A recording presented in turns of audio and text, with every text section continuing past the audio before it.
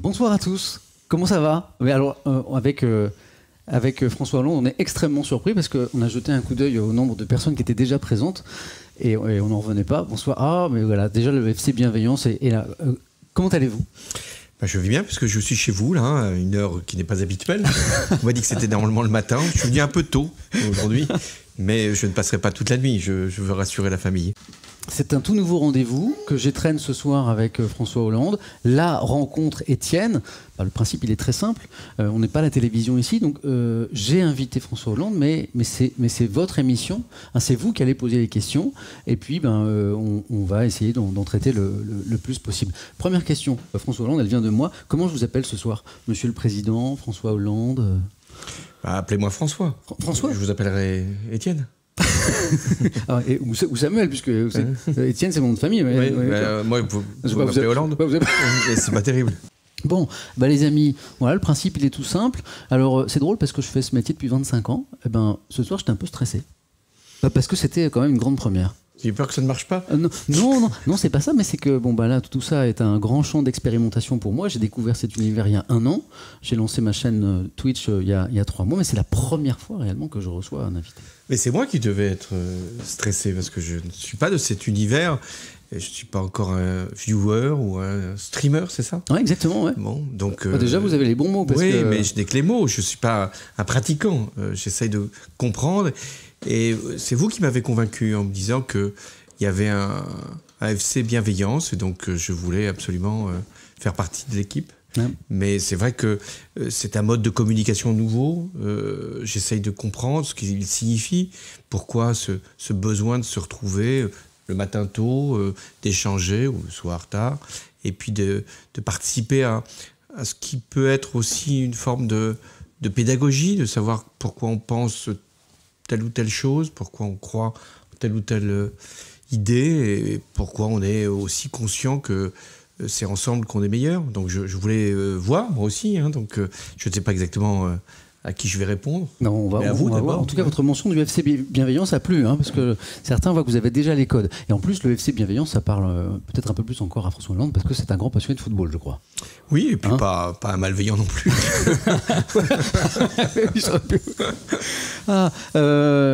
Ok, très très bien. C'est vrai qu'on a besoin, notamment dans la période que nous traversons, de crise sanitaire, on a besoin d'échanges, on a besoin de compréhension mutuelle, on a besoin de s'entendre, on a besoin de se respecter, on a besoin de prendre du temps aussi.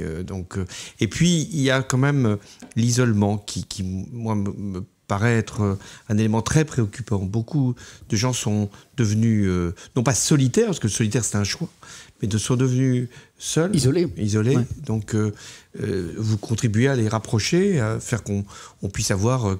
comme si on était dans une espèce d'assemblée citoyenne où on viendrait parler les uns les autres, s'écouter aussi, c'est important de s'écouter. Souvent on reproche aux politiques de ne pas écouter. Bon, j'essaye de ne pas tomber dans ce travers, mais d'abord il faut accepter de ne pas prendre la parole. Alors là, je vais peut-être un peu plus parler que d'habitude, mais d'entendre les questions, de voir les préoccupations, je pense que ça c'est essentiel. D'ailleurs, moi souvent quand je circule à travers le pays, les gens me disent « Oh oui, vous êtes bien différent de la télévision ». Ils me disent quelquefois que je suis mieux, mais ils me disent « Vous êtes bien différent ». Parce que c'est pas la même façon de parler, c'est pas la même attitude. Midarion, qui nous dit bonsoir Samuel, bonsoir Midarion, bonsoir François. François, voilà, il a compris. À quoi ressemble l'agenda d'un ex-président la semaine qui suit le départ du palais de l'Élysée? Les vacances ou toujours plein de rendez-vous? C'est drôle. Je pensais que la question portait sur votre agenda d'aujourd'hui. Non, mais la question porte sur la dernière semaine de président. C'était comment? Si, c'est une question très, très judicieuse, parce que la dernière semaine, lorsque j'étais encore président, il y a des décisions à prendre jusqu'au dernier instant. Il y a des nominations à faire, il y a des décrets à signer. Donc il y a une forme d'occupation jusqu'au moment où votre successeur arrive et puis on prépare des choses pour lui aussi. La transition républicaine. Pour que les dossiers soient à jour, qu'il y ait une continuité de l'État. Mais la question c'est, qu'est-ce qui se passe après? Quand je sors de l'Élysée, une voiture m'attend, je monte dans la voiture, je salue mon successeur, il me salue, c'est forcément bref et ça ne doit pas, à mon avis, être trop lourd, car c'est jamais facile de partir et c'est pas toujours simple d'arriver, donc je suis dans cette voiture et je n'ai pas d'agenda. Je n'ai rien à faire. Ah, vous n'avez pas anticipé, vous n'avez pas prévu? J'avais l'idée de partir loin de Paris, en se disant, bon, je vais m'aérer un peu. Ouais. Mais c'est pas si simple de partir. Puis bon, il faut savoir où on va habiter. Parce que au début de l'Élysée, je vivais à mon domicile. C'était dans le 15e arrondissement de Paris, puis à Tulle.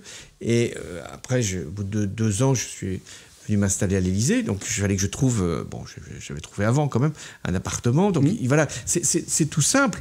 Mais il faut se refaire un agenda, une vie, d'autres habitudes. Est-ce qu'il y a un, et il y a un vide, bien sûr. Est-ce qu'il y a un président blues? Est-ce qu'il y a un Élysée blues? Oui, bien sûr. Oui, qui tient d'abord au fait que le pouvoir qui était exercé ne l'est plus. Une frustration aussi parce que très rapidement, on a toujours dans l'esprit qu'est-ce que j'aurais fait dans cette circonstance. Et puis enfin, passer d'un univers où on était pris de la première minute du lever jusqu'à la dernière minute du coucher, si je puis dire, à un agenda où vous n'avez rien. Qu'est-ce qui a marqué? Rien. Qu'est-ce qu'il y a demain? Rien. Alors après, moi j'avais une fondation, donc je savais que j'allais travailler pour soutenir un certain nombre d'initiatives. J'avais aussi un livre à écrire, donc je savais que j'allais m'occuper. Mais c'est vrai que c'est un moment où le vide apparaît et où quelquefois on plonge dedans. Giscard d'Estaing, qui était aussi assez jeune de l'Élysée, avait eu aussi une forme de... Le dépression serait trop fort comme mot, mais d'Élysée blues. Oui, c'est ça, ouais. De se dire qu'est-ce que je vais faire. Et lui, il avait décidé d'aller tout de suite devant les électeurs pour se présenter et refaire une carrière au plan local jusqu'au national. Ça, c'est perdu le jour où on le quitte, le pouvoir. Alors après, est-ce qu'on a de cesse que de vouloir le reconquérir? C'est ça la question de Samuel. Ça a été une tentation de beaucoup. Je dois dire qu'aucun ancien président n'est redevenu président. Donc c'est une tentation à laquelle il ne faut pas céder trop vite.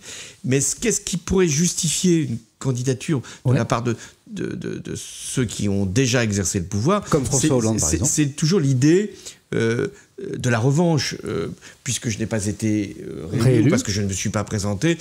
Maintenant, je vais vous dire ce qu'il faut faire, parce que j'ai cette expérience.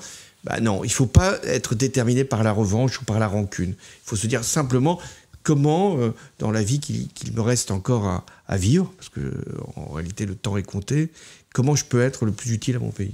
Quelqu'un nous disait, quel est votre regard sur la crise sanitaire en France, la manière dont elle est gérée? On se rappelle des polémiques sur les masques, sur les tests, sur les vaccins. Cette crise sanitaire en France, elle est correctement gérée?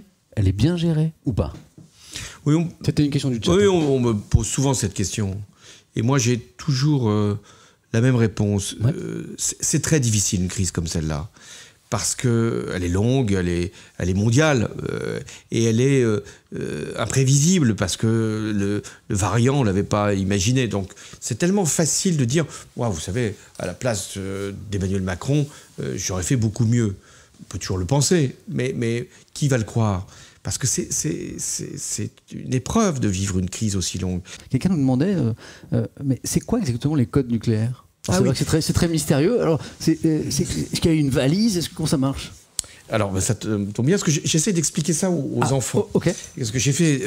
Alors, il y a un grand enfant qui aimerait savoir aussi. J'ai fait un livre sur la République à destination des enfants et de leurs parents. Et j'explique... Voilà, c'est Dick Guimauc qui nous posait la question. J'explique que lorsque un président transmet ses pouvoirs à son successeur, il ne lui transmet pas les codes nucléaires. Comme souvent on dit, vous savez, le président arrive, le nouveau, il va échanger les codes nucléaires avec son prédécesseur. Oui, on dit ça, Non, c'est pas le cas. Non, c'est-à-dire qu'on n'est pas là en train de dire passe-moi ton portable et je vais donner les codes. Ça ne se passe pas comme ça, et heureusement. Il y a toute une procédure pour engager, vous imaginez bien, le feu nucléaire. Pour décider d'armes de destruction aussi massives, il y a tout un protocole qui fait que ça ne se résume pas dans un code dont le président aurait le secret dans sa poche et qu'il l'égarerait peut-être en changeant de costume. Non. Donc ça marche pas comme ça. De la même manière, certains m'ont posé la question, mais est-ce qu'il n'y a pas une mallette qui transmet, justement, qui contient la fameuse mallette? Bien sûr, ben non, il n'y a pas de mallette qui transmet et qui transporte les codes nucléaires. Donc inutile d'aller voler la mallette du président ou de son aide de camp, elle n'existe pas. Et bien ce soir, chez moi à la maison, vous êtes venu aussi dans ce costume qu'on vous connaît de François Hollande. Et pourquoi ? Parce que c'est ma tenue, j'allais dire, de ville. Peut-être un peu plus tard, j'enlèverai ma cravate si la soirée se prolonge. Mais voilà, je voulais apparaître comme je suis. Je ne voulais pas tricher non plus. Parce que c'est comme ça que vous êtes au quotidien. Je suis comme ça tous les jours. Je le confirme, on pourrait se dire, mais pourquoi, alors qu'on n'est plus président, garder ce type d'habit ce que je me dis, peut-être ai-je tort, vous me le direz, que c'est une forme de respect. C'est-à-dire que je considère que, je l'ai toujours pensé quand j'étais maire, député, que si je m'habillais autrement, les gens penseraient que je ne les respecte pas. D'accord. Donc je me mets dans la tenue. De la même manière que moi qui suis toujours en t-shirt à la maison, j'ai mis une veste ce soir parce que je recevais quelqu'un. On est un peu sur la même idée. Pendant votre quinquennat, vous avez lu comme moi ces articles. Qui parfois étaient durs. Voilà. C'est la règle du jeu sans doute quand on est chef de l'État, mais parfois certains étaient très durs. Qu'est-ce que vous avez pensé de l'image que vous envoyez les médias ? Si vous avez des critiques à nous faire, moi je les entends. Bon, on n'est jamais satisfait de ce que les médias peuvent dire ou vous dire. Est-ce que ça peut vous avoir meurtri ou pas ? C'est peut-être incompris qui heurte le plus. Incompris. Oui, je vais prendre un exemple. J'avais affirmé ça, compte tenu de ce que je sentais monter déjà, de la contestation du politique, du fait que les puissants s'arrogeaient bien des privilèges, qu'il y avait peu d'économie au sommet de l'État. J'avais dit, bon voilà, j'essaierai de me comporter comme un président normal. Au sens, non pas que la fonction ne soit pas exceptionnelle, elle est exceptionnelle. Ça a été mal compris d'ailleurs, ça. Et ça a été très mal compris.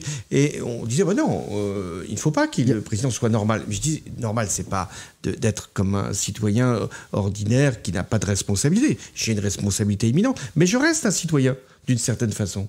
Et je ne veux pas me départir de mon rôle aussi de citoyen.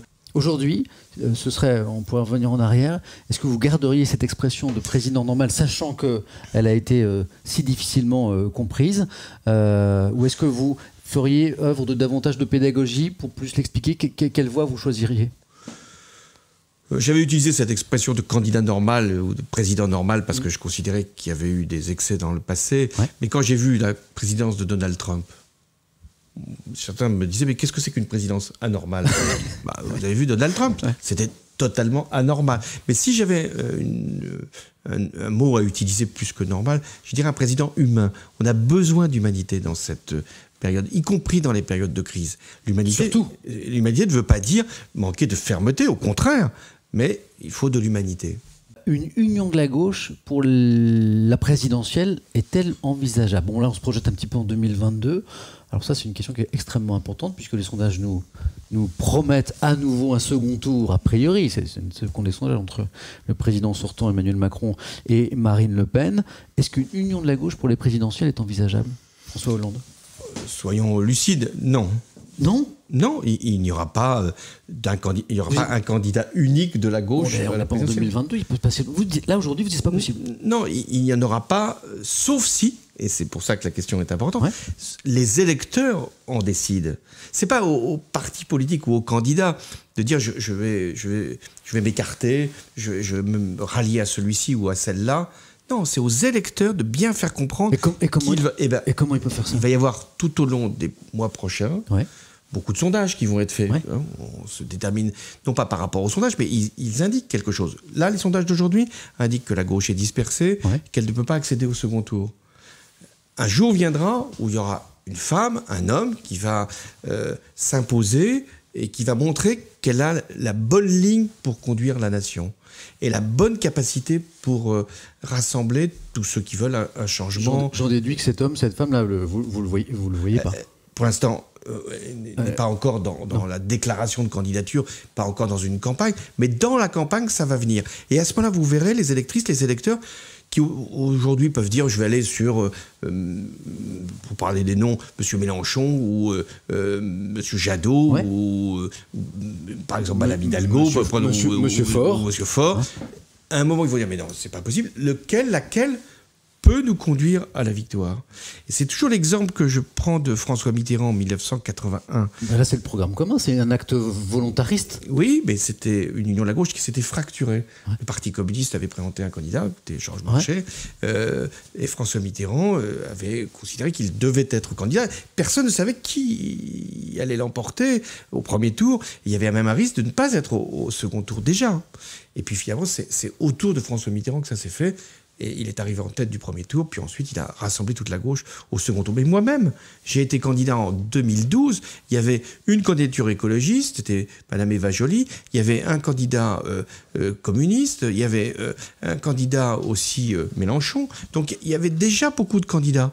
Et ça n'a pas pour autant empêché ma victoire. Évidemment qu'on ne peut pas prendre toutes les questions, donc on va en prendre quelques-unes. Vous en voyez une ? Oui, j'en vois une. Dites. Quel est votre plus grand regret durant votre mandat ? Je l'ai vu cette question. Ouais, ah oui, c'est intéressant. Ouais. Alors, on pourrait dire mon plus grand regret, c'est de ne pas m'être représenté d'une certaine façon.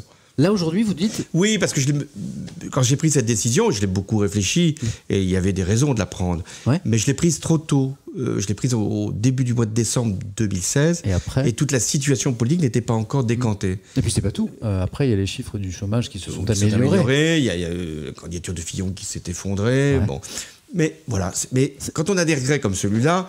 Il faut absolument les évoquer, mais enfin les laisser très loin de... Aujourd'hui, vous regrettez d'avoir... Après, est-ce qu'il y a des décisions qui sont pour les Français que j'ai regrettées, parce que c'est celle-là. Le reste, c'est uniquement par rapport à moi-même. Ouais.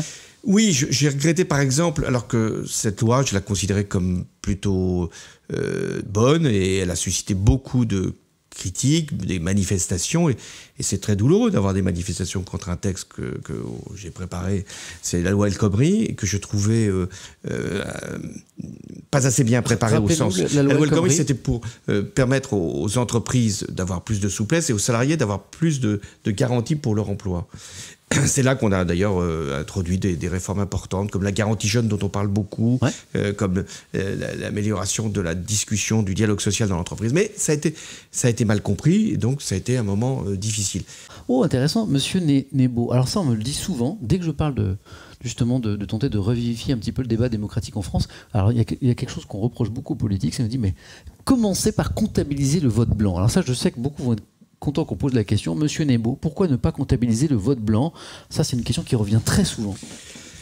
Oui, chacun connaît le fonctionnement de notre démocratie et notre système électoral. Donc, on ne prend en compte que les exprimés. Oui. Et donc, quand on annonce les résultats, on ne donne que les voix ou les pourcentages par rapport aux exprimés. Alors qu'en fait, c'est par rapport aux inscrits qu'on devrait se déterminer. Et il y a des inscrits qui ne viennent pas voter, donc ça, c'est ce qu'on appelle l'abstention. Et puis, il y a des personnes qui sont inscrites sur les listes électorales qui viennent voter et qui ne se trompent pas. On dit leur vote est nul. Ouais. Non, c'est faux. Leur vote n'est pas nul.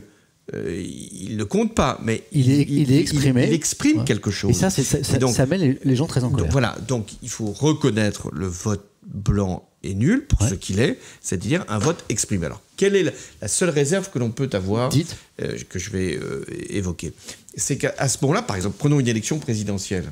Moi, j'ai été, par exemple, élu 52 contre 48 à Nicolas Sarkozy. Si on avait compté peut-être les blancs et nuls... Vous n'auriez peut-être pas eu une majorité. Je n'aurais peut-être pas eu les 50%. Ouais. Et on aurait dit, alors, ce président n'est pas légitime puisqu'il n'a pas eu 50%. Donc il faut s'habituer, si on veut reconnaître le vote blanc, il faut se dire les choses très franchement. Il y aura des députés, des maires, il y en a déjà d'ailleurs, et un président de la République ou une présidente de la République qui seront élus sans avoir la majorité des personnes qui sont venues se déplacer. Mais la légitimité de ces personnes, de ces élus, est néanmoins incontestable. Là, vous nous dites ce soir qu'il faut si on est d'accord sur cette règle-là, parce qu'elle est très importante, qu'on ne peut pas mettre en cause l'élection d'une personne au prétexte qu'on a intégré les blancs et nuls. Il faut accepter l'idée qu'on peut être élu avec moins de 50%. Rizotte nous demande, regardez, François Hollande, un avis à propos de McFly et Carlito et Emmanuel Macron. Vous avez suivi cet appel, pour ceux qui n'ont pas suivi, mais je pense que vous êtes au courant aussi à la maison. Appel lancé à 2 célèbres youtubeurs, vidéastes, par le président Macron. Faites-moi une petite vidéo sur les gestes barrières. Ils ont fait une chanson. Si elle est vue au-delà de 10 millions de fois, eh bien, vous serez invité à l'Élysée. Vous ferez un petit peu ce que vous voulez, notamment un concours d'anecdotes. Donc, Rizotte nous demande ce que vous en pensez. Je vous sens pas du tout enthousiaste. Je trouve c'est plutôt pas mal de demander à ces 2 créateurs de faire une chanson et de faire une animation pour qu'on respecte les gestes barrières. Vous l'avez regardé la chanson ou pas ? J'ai écouté la chanson. Vous avez pensé quoi ? Qu'il vaut mieux faire un geste barrière. Donc, y compris par rapport à la chanson. Mais la récompense m'a paru étrange. Parce que l'idée n'est pas mauvaise. De dire, allez, inventons des chansons, des éléments d'animation pour qu'on soit tous plus respectueux par rapport... Notamment en direction des plus jeunes, je crois que c'était un peu l'idée. Mais si la récompense, c'est d'aller filmer à l'Élysée, soit le film est vraiment libre, et alors il y a tout à craindre pour le président, soit au contraire le film est totalement contrôlé, il n'a pas d'intérêt. Du coup, monsieur le président dort chez vous à cause du couvre-feu. Non, Riba Sensei, je rappelle que là, nous travaillons tous les deux, dans un cadre professionnel. Donc, on a une dérogation et monsieur Hollande va rentrer chez lui après. Enfin, je ne sais pas. Après, je vais voir comment. Après, il y a un canapé. Hein. Moi, je m'en vais à 2h parce que je vais à la matinale de France Info. Je raccompagnerai Samuel. Nosferatu, je valide le pseudo. Alors, parfois, j'ai un petit peu de musique et des effets, donc j'applaudis. Voilà. Regardez-vous des séries. Alors ça, est-ce que vous êtes devenu accro, vous savez, à ces séries? Maintenant, on en a des dizaines, des centaines, elles sont souvent passionnantes. Vous regardez des séries? Ça m'est difficile parce que, non pas que je sois pris par un agenda, on en a parlé tout à l'heure, très intense, mais la série suppose quand même de suivre de nombreux épisodes. Alors, je commence des séries, mais je les finis pas toutes. Mais là, j'ai fait une série... Par manque de temps, vous... Oui, par manque de temps, voilà. Et donc, j'ai suivi une série Thérapie sur Arte, qui fait beaucoup de bien. Ouais. Parce qu'en réalité, j'en ai parlé. Beaucoup de gens ne vont pas voir un thérapeute. C'est compliqué d'aller voir un thérapeute. On aurait pu me poser la question, est-ce que, comme président de la République, vous avez été consulté un thérapeute? Oui. Non. Mais la question aurait été légitime. Ouais. On s'est dit avec Emmanuel... J'allais dire Emmanuel Macron, c'est un lapsus intéressant, mais compréhensible puisque vous avez occupé la même fonction. Qu'on allait chercher une question bien vacharde, voilà, puisque on est là pas pour. J'en ai vu une. Qui disait quoi? Qui disait, alors vous avez fait le discours du Bourget, je lisais ça, vous avez fait le discours du Bourget et ça ne vous a pas empêché, vous qui aviez critiqué la finance, de prendre des mesures qui étaient favorables aux entreprises. Ouais. Eh bien oui, je dis, c'est vrai. Le discours du Bourget, c'était pour dénoncer... je le relis souvent ce discours, et si vous avez du temps à perdre entre deux séries, lisez le discours. C'était pour dénoncer la finance spéculative, celle qui détruisait de l'emploi, qui mettait des usines en faillite, tout simplement pour en tirer quelques profits. Ça, c'est celle qui ne pense qu'aux dividendes. Voilà, c'est celle qui préfère même utiliser la crise pour obtenir des avantages. On la voit d'ailleurs, y compris dans cette crise sanitaire, agir, cette finance-là. Mais je ne mettais pas en cause des entreprises. On a besoin des entreprises. S'il n'y a pas d'entreprise, il n'y a pas d'emploi. Donc, j'étais président dans une période où il y avait une grave crise économique, financière, où le taux de chômage était très élevé. Moi, ce qui m'importait, c'était de créer de l'emploi. Mais je comprends la question en disant, alors donc, vous êtes contre la finance, mais vous êtes quand même pour que les entreprises soient aidées. Bah oui, c'est là toute la difficulté de la gestion d'un pays.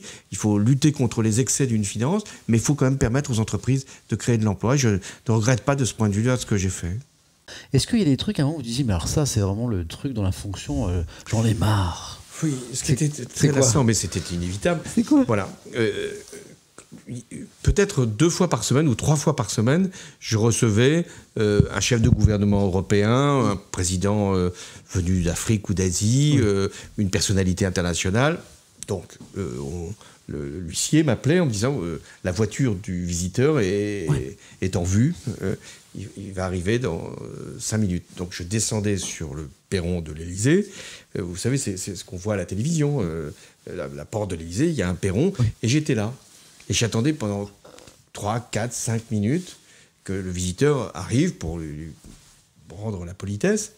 Et il y avait généralement une musique de la garde républicaine et plein de photographes. Et donc pendant 4-5 minutes, j'étais là, sur mon perron, ne sachant pas très bien où mettre mes mains, tout ce que je devais faire. Chaque fois que j'avais un geste ou une attitude, je sentais les cliquetis des appareils photographiques. Il suffisait que je regarde mes pieds pour que immédiatement j'ai une photo la semaine suivante. Le président va très mal, vous avez vu, il baisse la tête. Et s'il pleuvait, c'était encore mieux.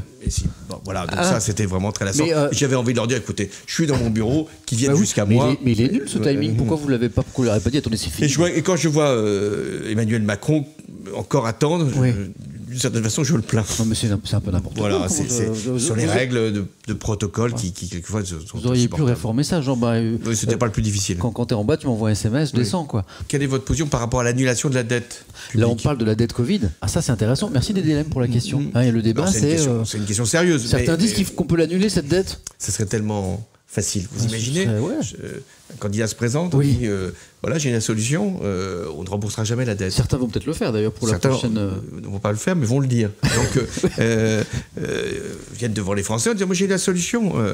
On a dépensé beaucoup, on a emprunté beaucoup, mais là on va aller voir la Banque Centrale Européenne et on va lui dire maintenant c'est fini. Je vous sens sceptique sur. Plus que sceptique, je pense que ça fait partie des illusions qui ne doivent pas être entretenues.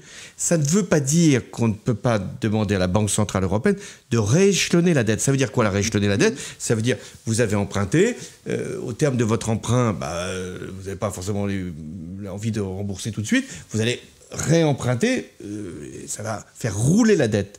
Mais faire rouler la dette, c'est pas la même chose que de l'annuler. Pourquoi on peut pas l'annuler? Voilà, parce que si vous annulez la dette, ça veut dire que le créancier, le prêteur, ne sera pas payé. Non. Alors on dit mais c'est pas grave, c'est pas le prêteur qui va pas être remboursé, c'est la Banque Centrale Européenne. Oui, j'ai lu cet argument. En disant finalement ça ne coûtera rien au prêteur, il sera payé par la Banque Centrale Européenne, ça ne coûtera rien à l'emprunteur, il n'aura plus de dette. Mais à la Banque Centrale Européenne, c'est quoi la Banque Centrale Européenne? C'est l'addition de toutes les banques, la Banque de France, la Banque du Portugal, la Banque d'Espagne, la Banque d'Allemagne, etc. Donc, alors c'est la Banque de France qui inscrirait sur son bilan la perte et qui renflouerait la perte? L'État. C'est nous. Donc c'est un système qui se prend la queue, si je puis dire. C'est illusoire, c'est un mirage. C'est illusoire. Ça ne veut pas dire qu'il ne faille pas traiter au moindre coût la dette qui était contractée, notamment la dette Covid, pendant cette période-là. Ça, on peut la faire perdurer. Voilà. Et avec des taux d'intérêt qui doivent être les plus faibles possibles. Oui, parce que si ça remonte, là c'est une autre... Et ça commence à remonter. Ouais, là, notamment la faveur du plan de relance aux américains. Il y a des inquiétudes là-dessus. Ce live est fou, merci le beau coquelicot. C'est vrai qu'on est en train de casser Internet, là, François. J'espère bien. De casser Twitch. Alors, c'est vrai, tout ça est très artisanal, et souvent j'ai des problèmes techniques, là ça marche bien. Alors, je vois les commentaires sur... Mais il y a la création monétaire, donc on pourrait créer de la monnaie, la planche à billets, c'est ce que disent un certain nombre des internautes, enfin des viewers, c'est ça? Oui, des viewers, exactement. Ils nous disent ça. Oui, mais la création monétaire, vous pouvez créer de la monnaie, mais la monnaie, ça a une valeur, la monnaie. C'est pas quelque chose qu'on peut créer inconsidérément. Ouais. Donc, vous allez créer de la monnaie pour payer le prêteur. Mais ensuite, cette monnaie, elle va circuler, où elle va aller. C'est donc la Banque Centrale Européenne qui régule cette monnaie. Et à l'instant, on nous dit que ça crée de l'inflation. Et en plus, ça crée de l'inflation. L'inflation qui est déjà là, par ailleurs. Sur le Bitcoin, je vois beaucoup de questions sur le Bitcoin. Qu'est-ce que vous pensez des crypto-monnaies, et spécifiquement du Bitcoin, qui a un petit peu changé d'image ces derniers mois, là? Alors, qu'est-ce que c'est qu'une crypto-monnaie? On est quelques-uns, puis on va décider d'avoir une monnaie d'échange entre nous. Hein, vous pourriez dire ça sur Twitch. Les amis de Samuel Etienne vont échanger une monnaie et vont... Bon, et à un moment, cette monnaie, elle va être cotée, elle a une valeur. Ouais. Et si cette monnaie est appréciée, les gens qui détiennent cette crypto-monnaie vont avoir un profit supplémentaire. Mais jusqu'à quel point cette monnaie correspond-elle à de la réalité? Parce que la monnaie, c'est toujours lié à une réalité. Autrefois, la monnaie, elle était liée à l'or. Plus d'or. Après, elle était liée aux marchandises. Bon. Donc là, la crypto-monnaie, il faut qu'elle soit régulée parce qu'on ne peut pas non plus créer de la monnaie sans contrôle. Et ce qui se passe en ce moment, c'est qu'il y a une spéculation sur les bitcoins. Ouais.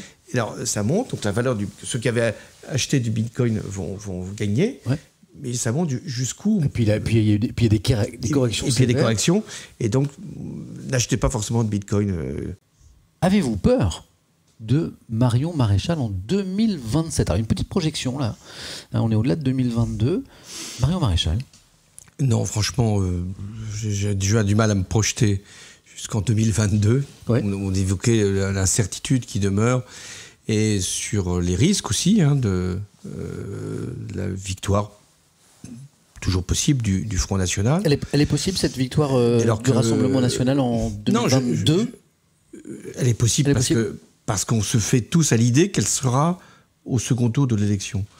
C'est ce que disent les sondages. C'est ce que disent les sondages. Or, je continue de penser qu'il faut que les grands partis de gouvernement, ceux qui ont vocation à lever de l'espérance, puissent se dire que c'est à eux d'être en compétition pour le deuxième tour. Et en même temps, tout à l'heure, vous nous Parce avez que sinon, dit que... un deuxième tour face à Marine Le Pen, ou demain face à sa nièce, oui. Ça n'a pas beaucoup d'intérêt puisque il y aura une mobilisation contre l'arrivée de l'extrême droite, l'obligation de voter, qui d'ailleurs est de moins en moins acceptée. Ouais. Donc si on ne veut pas se retrouver dans ce scénario, et je comprends qu'on ne veuille pas s'y retrouver, à ce moment, faisons en sorte, c'est pas simplement aux électeurs que je m'adresse, mais enfin un peu aussi à eux, faisons en sorte qu'il y ait de grandes forces républicaines, droite-gauche, qui se retrouvent au second tour, comme ça a toujours été le cas sous la Ve République, sauf déjà une fois en 2002, lorsque Jospin avait été écarté du second tour, et on avait été, j'avais appelé, j'étais premier secrétaire du PS à ce moment-là, appelé à voter massivement pour Jacques Chirac. Jacques Chirac avait été élu avec 80%. Ça n'a pas été le cas pour Emmanuel Macron dans le même scénario. Donc je pense qu'on a besoin de bons débats démocratiques, de bons clivages, où on se dit les choses, et face à des sujets très importants, on a parlé de la dette, on a parlé du travail, on a parlé de l'isolement, on a parlé de la détresse d'un grand nombre de nos concitoyens, on a parlé des antagonismes entre les Français qui peuvent être tentés par des replis identitaires. On a besoin d'un bon débat démocratique en 2022. Tout à l'heure, vous nous avez dit que l'état de la gauche aujourd'hui était tel que vous ne pensiez pas que une union de la gauche pour la prochaine présidentielle était possible, qu'il n'y avait pas de grande figure à même de créer les conditions de ce rassemblement. Et donc, dans le même temps, vous nous dites, en tout cas pour la gauche, c'est mal parti. Non, je me dis, la gauche, elle est dans l'état qu'on connaît, c'est-à-dire avec des forces qui sont faibles, d'abord, qui ne sont pas des vraies forces, et avec des candidats dont aucun, pour l'instant, ne peut être au second tour. Donc, il va falloir qu'il y en ait une ou un qui sortent du lot, qui n'essayent pas de mendier l'appui des autres, qui disent voilà, moi je suis ma route, j'ai ma ligne, j'appelle les Français à me rejoindre, portez-moi le plus haut possible au soir du premier tour, et vous verrez, les autres seront obligés de suivre, ou de s'effacer, ou de résister, mais sans Là, vous n'avez pas un champion, une championne. Là, quelqu'un que vous regardez, on dit, ça pourrait être cette personne. Même si j'avais ce nom à l'esprit, je ne le donnerais pas, parce que je pense qu'il faut attendre les derniers mois, peut-être même les dernières semaines pour le connaître. Je vois une question d'ultimate Thomas Master. La France vient de reconnaître sa responsabilité dans l'assassinat d'Ali Boumendjel en Algérie. Pourquoi la France a gardé cette affaire secrète aussi longtemps? N'est-il pas trop tard pour un mea culpa? Moi, je vais aller un petit peu au-delà de la question, qui est très bonne. Est-ce que vous approuvez cette séquence-là de réconciliation mémorielle, cette séquence à petits pas que vient de lancer le président Macron? C'est bien, c'est ce qu'il faut faire? Oui, ça avait été engagé avant lui, depuis plusieurs présidences. La mienne y a contribué, où nous cherchons, avec l'Algérie, à nous dire la vérité sur nos mémoires respectives. Notamment sur la colonisation et la décolonisation. Oui, sur la colonisation, sur les méfaits de la guerre d'Algérie, sur les crimes qui ont pu être commis, sur les tortures. Et de l'autre côté, il y a eu aussi des exactions qui ont été commises, chacun le sait, sur une partie de la population qui était en Algérie. Donc nous devons faire ce travail-là. Et Emmanuel Macron a choisi un très bon historien, Benjamin Stora, un des meilleurs connaisseurs, notamment de la période de la guerre d'Algérie. Qui a fait un rapport. Et qui a fait un rapport et qui fait en sorte qu'on puisse reconnaître les fautes qui ont été commises. Et pour les familles concernées, parce qu'il y a encore des familles concernées, c'est très important. Là, vous seriez aux commandes, François Hollande. Est-ce que, vis-à-vis du secteur culturel, pendant cette crise sanitaire, est-ce que vous auriez fait différemment? Oui, vous m'avez posé la question dès le début de cet entretien. Lorsqu'il y a un confinement, il doit être total. Donc, dans le premier confinement, je n'aurais pas fait différemment. Okay. Ensuite, dans le déconfinement, je pense qu'il aurait fallu être plus large sur les enjeux de la culture. Et surtout pendant le deuxième confinement, qui a été très douloureux pour la culture, parce que plein de spectacles étaient prêts. Là, je pense que la mesure générale a été, disons, inappropriée. Trop ferme. Parce qu'il y a des endroits où on pouvait parfaitement, avec les règles sanitaires, tenir le spectacle ou offrir une possibilité pour le cinéma. Avec le strict respect, comme je le disais tout à l'heure, des règles sanitaires, des gestes barrières. Et c'était au cinéma ou au théâtre, avec les contraintes que ça leur posait, de savoir s'ils pouvaient ouvrir ou pas, parce que c'était pas forcément rentable pour eux d'ouvrir. Mais c'était à eux de le dire, plutôt que de faire une fermeture totale. Deuxième exemple, les musées. Bon, il y a beaucoup de Français qui ne vont pas au musée, c'est ainsi, mais il y a beaucoup de scolaires qui voudraient aller au musée. On aurait très bien pu dire, bon, bah, les musées sont fermés peut-être pour un temps, mais tous les scolaires, ils vont aller au musée. Ah oui. Autre exemple, on pourrait très bien tirer au sort. Il y a on peut dire, bah, c'est vrai, dans certaines salles ou dans certains musées, on ne peut pas accueillir autant de monde qu'auparavant. On va faire une liste comme là, pour votre écran, en disant, bah, voilà, on va tirer au sort 100 personnes par jour, et ces personnes-là iront au musée ou iront au cinéma, dans des conditions sanitaires tout à fait respectées. Donc il y avait d'autres choses manqué d'imagination. Et c'est très dur pour les artistes qui se demandent en plus quand est-ce que ça va se terminer, ou plus exactement quand ça va recommencer pour eux. On a l'impression que ce seront les derniers à... Je le crains. Le revenu universel, plusieurs fois, je l'ai vu revenir cette question. Le revenu universel. Oui. Oui. Est-ce qu'une solution après cette crise qui va sans doute détruire des emplois, avec un risque de chômage élevé, de paupérisation d'une partie de la population, de précarité d'une autre, est-ce qu'il ne faudrait pas attribuer à chacun un revenu universel ? Moi, je n'y suis pas favorable au sens de son universalité, c'est-à-dire de dire à toute personne a droit à un revenu, quelle que soit finalement sa situation. Oui, même quelqu'un, par exemple, de confortable aura un revenu minimum. Non, ça, non. Non. Je pense que le mieux est d'améliorer la situation des personnes qui sont pendant un temps privés d'emploi ou empêchés de pouvoir avoir un revenu décent faute d'activité suffisante. Donc je suis pour l'amélioration de ce qu'on appelle les minima sociaux. Pour un revenu jeune, je pense qu'il faudra y venir, parce que beaucoup de jeunes ne sont pas allocataires du RSA, parce qu'ils ont moins de 25 ans. On voit en ce moment la crise sanitaire que c'est vraiment très compliqué, notamment pour d'autres qui ont plus de 25 ans, mais n'ont pas les droits suffisants pour bénéficier d'une indemnité chômage. Donc d'autres qui sont étudiants, mais qui ont perdu leur petit boulot qu'ils exerçaient. Donc je pense qu'il faut un revenu universel jeune. Universel jeune. Avec sans doute des conditions, parce que je ne suis pas pour des versements sans contrepartie. Quelle pourrait être alors, il peut y avoir une contrepartie très facile à comprendre, qui est le service civique. On fait un service civique, c'est normal qu'on touche un revenu, mais qu'on rende à la collectivité ce qu'elle vous a donné. Autre contrepartie, on a un parcours de formation, on reçoit un revenu, c'est ce qu'on avait fait avec la garantie jeune, on a une obligation de se former, de s'insérer. Autre exemple, on est étudiant. Étudiant, on doit suivre son parcours universitaire. Et à ces conditions, il y a revenu. À ces conditions, il y a revenu. Voilà. Parce que ce qui est fascinant dans le revenu universel, c'est l'idée que, parfois certains disent, dès la naissance, on a un revenu universel à chaque personne, chaque citoyen, et ça peut laisser la liberté à tous les moments de la vie de choisir entre une activité salariée, un moment pour se former, un moment pour rêver, un moment pour... Alors c'est pas la même... Cette liberté-là, elle est fascinante. Oui, mais c'est pas tout à fait la même idée. Le revenu universel, j'ai dit que je n'y étais pas favorable, au sens où il pourrait être attribué à chacun. En revanche, il est absolument indispensable pour les personnes qui sont en difficulté pendant un temps, avec la contrepartie que j'indiquais.